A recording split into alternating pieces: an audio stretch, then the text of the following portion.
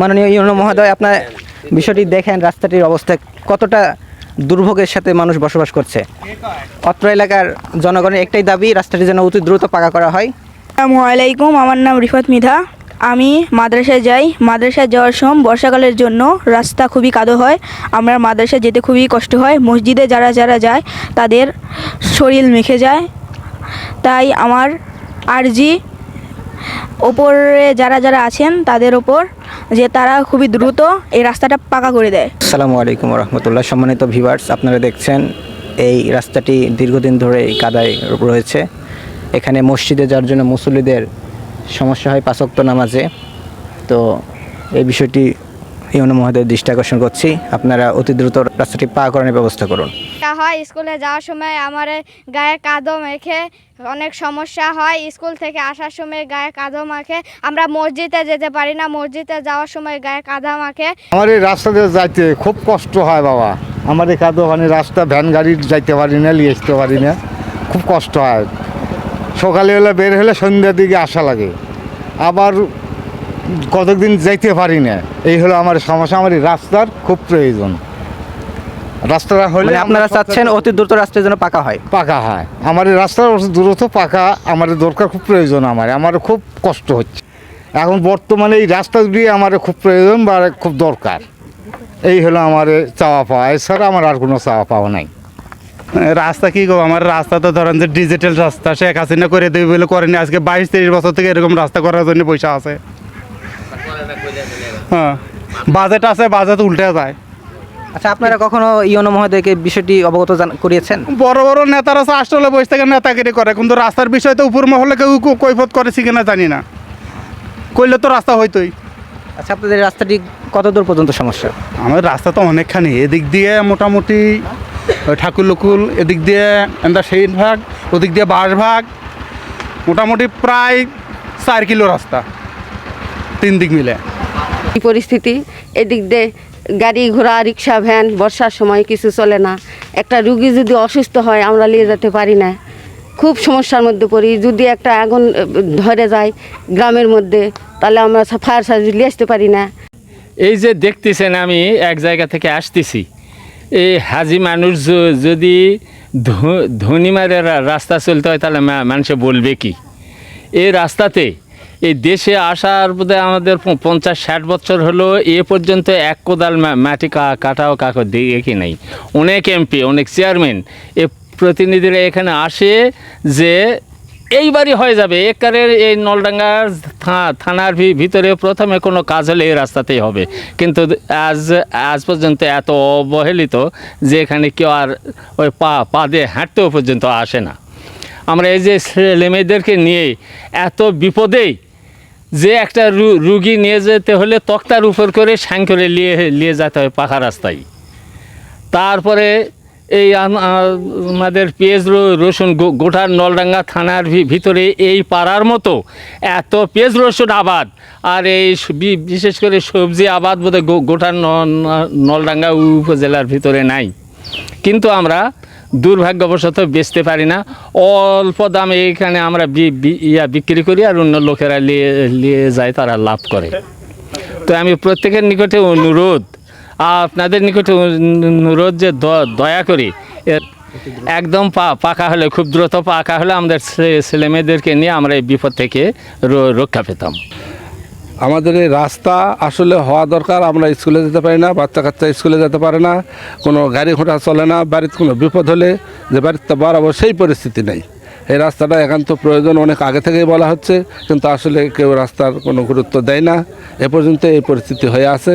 তা এখন আপনাদের সহযোগিতা কামনা করি, রাস্তাটা একটু করে দেন, আমাদের বিপদ থেকে রক্ষা করেন। আমরা যা বিপদে আছি, আমাদের ছেলেমেয়েরা মাদ্রাসা যেতে পারছে না, স্কুলে যেতে পারছে না। এই বর্ষাকাল লাগে তারা বাড়িতে থাকে, তারা যেতেই পারে না। এই অবস্থা আমাদের এই এলাকার দুর্ভোগ। এবং মসজিদের আমরা নামাজও পড়তে আসতে পারি না, এই লাঠি ঢোকাতে কোনো রকমে এই ডিয়াকক থেকে আসতে পারি। আসসালামু আলাইকুম। আমি রাস্তা সংস্কারকারী যিনারা কর্তৃপক্ষ, তেনাদের প্রতি দৃষ্টি আকর্ষণ করে বলেছি, আমি বাঁশভাগ টুলটুলিপাড়া গ্রামে বসবাস করি। আমি একজন শিক্ষকও বটে।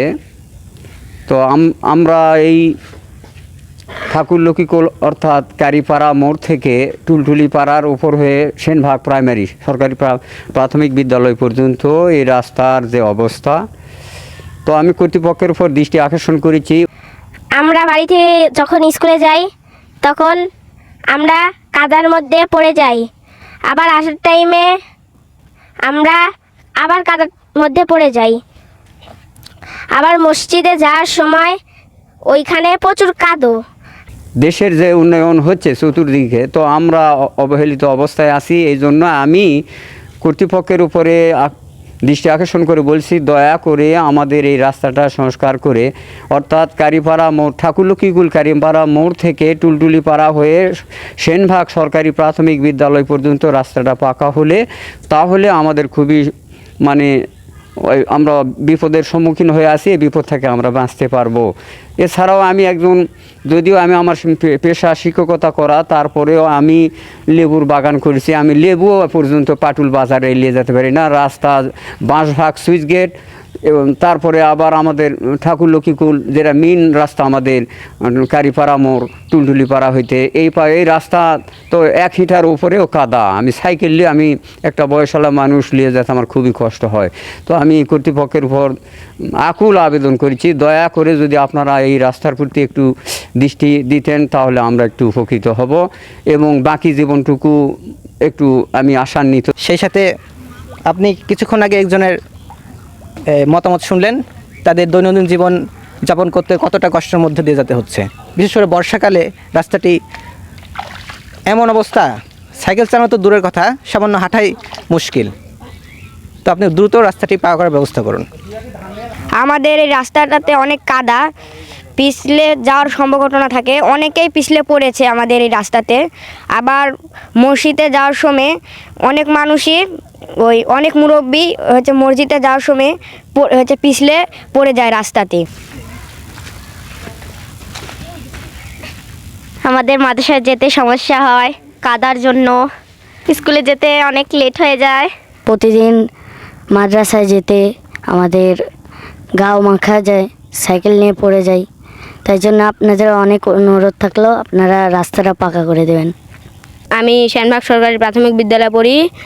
আমি যখন স্কুলে যাই তখন আমার গা মেখা যায়, স্যার বকে। আবার স্কুলে থেকে আসার সময় আবার পড়ে যায়, সাইকেল নিয়ে পড়ে যাই। আমার নাম নাসপি, আমি সেনভাগ সরকারি প্রাথমিক বিদ্যালয়ে পড়ি। যখন আমি স্কুলে যাই তখন কাদাতে পড়ে গেলে আমার স্কুল ড্রেস মেখে যায়, তার জন্য স্যারে ম্যাডামেরা বকাবকি করে।